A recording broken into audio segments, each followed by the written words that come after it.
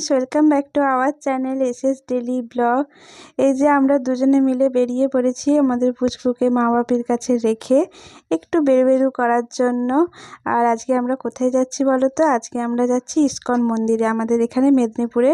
তো হয়েছে অনেক দিনই যাওয়া হয়নি, তো ফার্স্ট টাইম আমরা এখানে আজকে আসছি আর কি।